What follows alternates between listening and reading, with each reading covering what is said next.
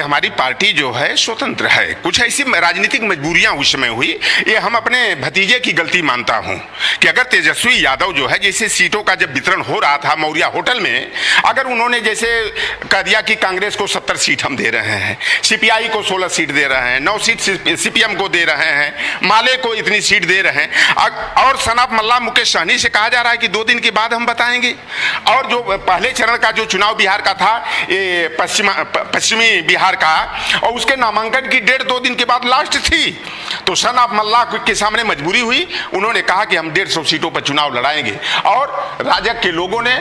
उनके यहाँ प्रस्ताव भेजा, 11 सीट दिए, और हमारी पार्टी जो है नाव चुनाव चिन्ह पर जो है 11 जगह लड़ा और 4 जगह विजय मिली। और हमारे सनाफ मल्ला मुकेश सहनी जी एमएलसी हैं और बिहार सरकार में कैबिनेट स्तर के पशुधन और संसाधन मंत्री हैं। तो ये कोई जरूरी नहीं है। जब हमारा नेता खुलेआम कर रहा है कि आरक्षण नहीं तो गठबंधन नहीं,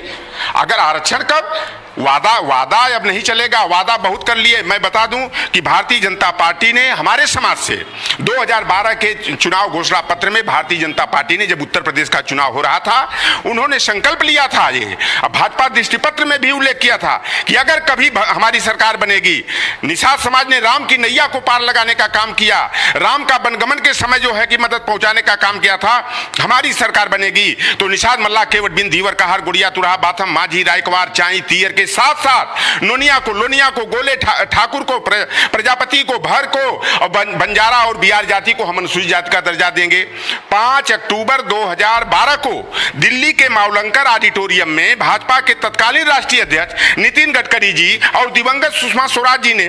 पूरे देश के निषाद मछुआरा समाज के प्रतिनिधि विभिन्न संगठनों के वहां जुटे हुए थे। नितिन गडकरी जी, सुषमा स्वराज जी ने फिशरमैन विजन डॉक्यूमेंट्स मछुआरा दृष्टि पत्र जारी करते हुए यह संकल्प लिया था कि 2014 में हमारी सरकार बनेगी तो हम आरक्षण की विसंगति को दूर करके पूरे देश के निषाद मछुआरा समाज की जातियों को एससी या एसटी का हम दर्जा देंगे। और एक बात बता देना चाहता हूं कि देश की केंद्रीय राजधानी दिल्ली का मल्ला अनुसूचित जाति में है, पश्चिम बंगाल का झालो मालो जलिया नामशुद्ध पटनी केवट कैवर्ता चाई बरचाई मल्ला केवट बिंद अनुसूचित जाति में है, और हमारा बेटी रोटी का रिश्ता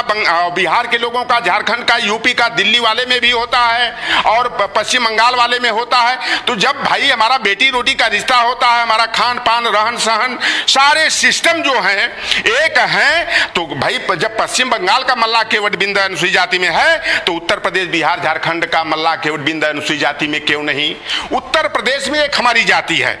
8 जातियां अनुसूचित जाति में शामिल है जो मछुआ समुदाय की हैं, मझवार बेलदार तुरैया गोड़ खरवार खैराहा खोरोट पनिका, और जाटव जाति है जिसे चमार हमारे पूर्वांचल में बोला जाता है, उसकी 24 उपजातियां जाटव जाटवी अहिरवार दबकर मोची कुरिल रायगर आदि धर्मी रमदसिया शिवदसिया नीम पिपैल करदम दोहरा दोहरे दोहर उतरहा दक्षिणहा अहिरवार शंखवार और धुसिया झुसिया को अगर जाटव और चमार का प्रमाण पत्र मिलता है तो उत्तर प्रदेश के अनुसूचित जाति की सूची में शामिल मझवार जाति है, जिसे सेंसस ऑफ इंडिया में परिभाषित करते हुए उसकी जेनेरिक कास्ट सिनोनिम्स और सबकास्ट के रूप में माझी मल्ला केवट का राजगोण गोण मझवार बुजाबिर का उल्लेख है। तो जब चमार की सारी पर्यायवाची जातियों को उन्हें चमार और जाटव का प्रमाण पत्र मिलता है तो माझी मल्ला केवट बिंद को, राजगौण को मझवार का प्रमाण पत्र मिलना चाहिए, ये हम लोगों की मांग है।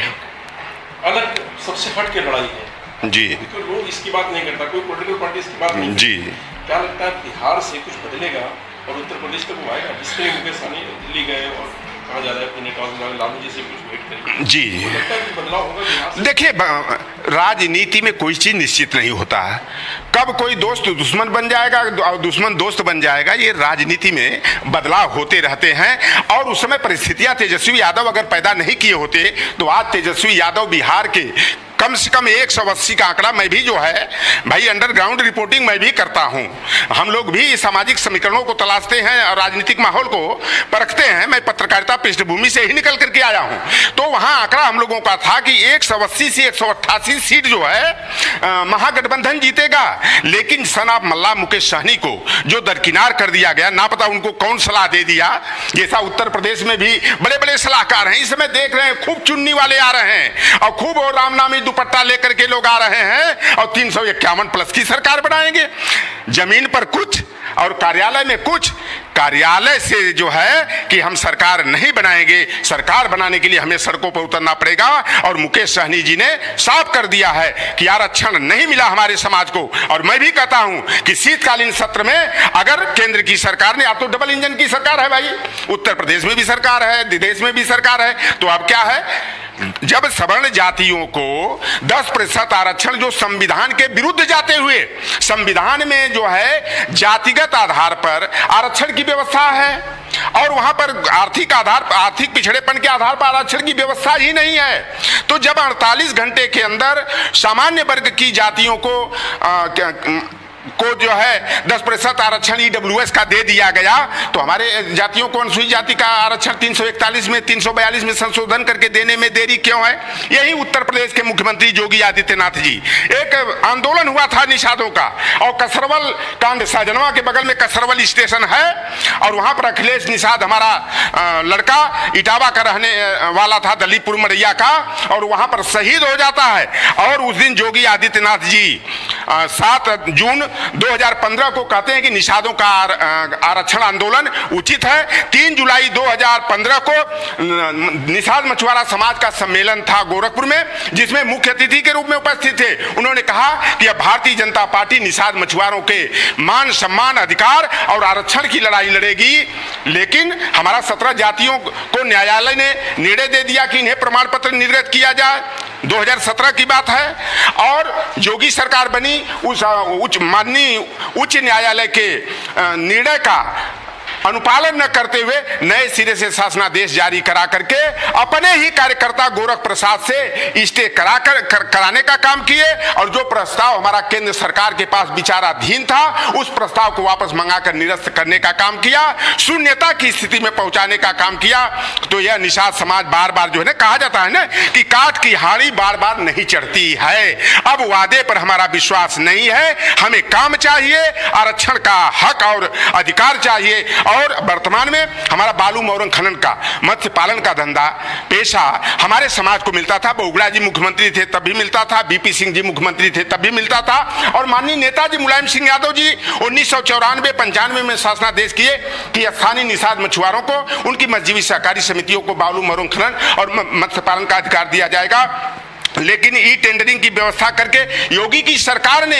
हमारे बालू मोरंग खनन के धंधे को छीन लिया, और वर्तमान में मत्स्य पालन का काम जो है हमारे समाज को पट्टा नहीं मिल रहा है। पट्टा किसी गरीब गुरबा के नाम से मिल भी गया तो उसका अधिकार सामंती के हाथ में है। मत्स्य माफिया, बालू माफिया, तालाब माफिया जो है कि हमारे अधिकारों को छीनकर हमारे समाज को बेकारी और बदहाली की स्थिति में पहुंचा दिया गया है।